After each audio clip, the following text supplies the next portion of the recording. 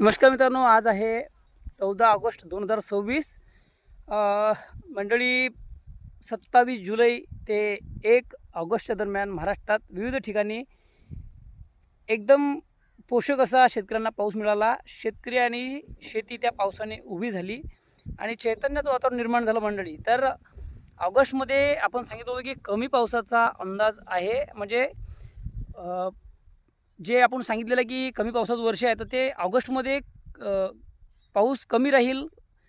म्हणजे खंड ते काही ठिकाणी तर खंड पडण्याची अपेक्षा होती. मात्र काही ठिकाणी पाऊस आहे, म्हणजे विखुरलेल्या स्वरूपात पाऊस पडत आहे. 100% खंड नाही आहे. मात्र बराचसा एक असा भाग आहे की तिथे ह्या दरम्यानसुद्धा पाऊस सार्वत्रिक दमदार नाही आहे. 14-15 दिवस झाले, तर काही ठिकाणी 3 आठवडे झाले समजा. तर मराठवाडा आणि विदर्भ याच्यात खास करून पश्चिम विदर्भ, मराठवाड्याचा बराचसा भाग, इकडे पाऊस खूप कमी पडत आहे यावर्षी. आणि त्यातल्या त्यात अकोला, बुलढाणाचा काही भाग, अमरावती, वाशिम आणि मराठवाड्याचे दक्षिणेकडचे जिल्हे. तर मराठवाडा आणि पश्चिम विदर्भात पाऊस कमी आहे. तर 3 ऑगस्टपासून आश्लेषा नक्षत्र लागलं आणि याच्यामध्ये आसळकाचा पाऊस पडत असतो. 10-15 मिनटाच्या, 20 मिनटाच्या सरी अचानक येतात, सरसर करत निघून जातात, परत ऊन पडते. तर ते ह्या वर्षी त्या पावसाचा तसा जोर दिसला नाही. त्या आसळकाच्या सरींचा आश्लेषा नक्षत्रात ते पाऊस पडत असते. तर शेतकऱ्यांना परत पिकाला ताण पडलेला आहे. शेताला भेगा पडत आहेत, ऊल जात आहे. तर जर चांगली ऊल झाली असेल तर काही चिंतेची बाब नाही. जर ताण पडला असेल, फुलधारणा होत असेल, तर ती एक चांगली बाब असते. फुलधारणा होण्याकरता जमिनीला ताण पडला की सोयाबीन असो, मूग असो किंवा कुठले पीक असो, त्याला ताण पडला की त्याला फ्लॉवरिंग चांगल्या प्रकारे.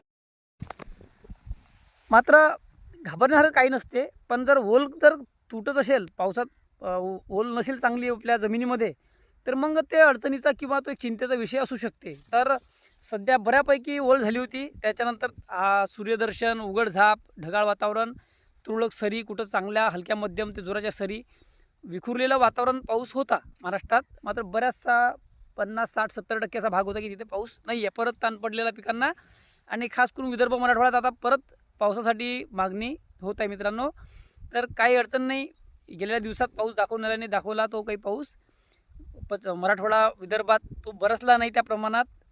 5-10% ठिकाणी पडला असेल. तर असो, आज 14 ऑगस्ट दुपारनंतर पूर्व विदर्भाकडून चंद्रपूर, गडचिरोली, गोंदिया, नागपूर, भंडारा इकडे रात्रीपर्यंत आज हलका मध्यम, काही ठिकाणी जोराचा असा पाऊस सक्रिय होताना दिसत आहे.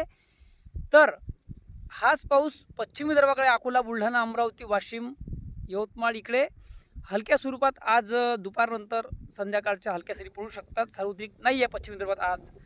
तर 15 तारखेपासून दुपारनंतर संपूर्ण विदर्भात, पश्चिम विदर्भ, पूर्व विदर्भ ह्या जिल्ह्यातील 70-80% ठिकाणी एक परत तुमच्या शेतीसाठी पोषक असा हलका मध्यम, तर कधी जोराचा असा, म्हणजे कधी झड लागेल, कधी जोराचा स्पेल येईल, कधी मध्यम होईल. म्हणजे तो असा एक लागून बसलेला पाऊस होऊ शकते 15 आणि 16पर्यंत. 15-16 दुपारनंतर, 15च्या दुपारनंतर 16 तर 17च्या दुपारपर्यंत ते पावसाचं चित्र विदर्भात राहू शकते. कोकणात आणि मराठवाड्यात ते हलक्या सरी वगैरे पडू शकतात. तिकडे दमदार पाऊस वाटत नाही सध्या अजून. तर ह्या पावसामुळं विदर्भासाठी खास बाब आहे की हा पाऊस विदर्भासाठी जो तूट पडलेली आहे मागील 10-12, तर जे 12-14 दिवस झाले पाऊस ज्या भागात नाही आहे, 15 दिवस झाले, आणि ज्यांना सक्त गरज आहे पावसाची आता, तर त्यांच्यासाठी एक समाधानकारक बाब आहे की एक चांगला पाऊस होऊ शकतो. मात्र ह्या पावसात क्वचित ठिकाणी मुसळधार अति जोरदार होऊ शकते. मात्र हा पाऊस पोषकच राहील विदर्भासाठी. काही नुकसानीच्या घटना होत असतात एल निनो वर्षात. उष्ण तापमानामुळे वातावरण उष्ण उबदार असते, त्यामुळे ते किंबोनिंबसमुळे ते तसा पाऊस होत असते काही ठिकाणी. तर एकंदरीत जास्त ठिकाणी हा चांगला पाऊस पोषक राहील. चांगली ओल होईल या पावसाने. तुमचे सोयाबीन भरणी करता, कापसाच्या वाढी करता, तुरीच्या वाढी करता, पुढच्या खंडाच्या आधी हा पडलेला पाऊस तुम्हाला तुमची पिकं जगवून चांगले त्याचे शेंगा भरण्याची अवस्था आणण्याकरता हा पाऊस अत्यंत महत्त्वाचा ठरणार आहे. आणि खास करून हा विदर्भासाठी अत्यंत अति महत्त्वाच्या टप्प्यावर हा पाऊस येताना दिसतो. तर हा 14 पासून पूर्व विदर्भात, तर 15 दुपारनंतर चांगल्या प्रकारचा पाऊस हा पश्चिम विदर्भात अकोला, बुलढाणा, अमरावती, वाशिम, यवतमाळ तर 14 पासून पश्चिम विदर्भात हलक्या सरी पडू शकतात. हलक्या ते रिमझिमसारखा तुरळक पडू शकतात. जोर पश्चिम विदर्भाकडे 15 पासून दिसतो. तर ज्या पावसाचं प्रमाण राहील, झड सुरुवात होऊ शकते, मध्यम सर येऊ शकते, अचानक जोराने पण येऊ शकते, असे स्पेल येतील ते त्या दरम्यान. थोडंसं 2-3 दिवस कामं तुमचे पेंडिंग पडू शकतात विदर्भात. मात्र 2-3 दिवस गेल्यानंतर परत तुम्हाला तुरळक पाऊस, ऊन पडणे, ढगाळ वातावरण राहणे असं पुढं दिसते. पुढं काही 17-18 नंतर सुद्धा काही विशेष पाऊस वाटत नाही दमदार लागून बसलेला. पण ह्या पावसाने तुमचे कामे सुरळीत होतील आणि ह्या पावसानं तुमचं जे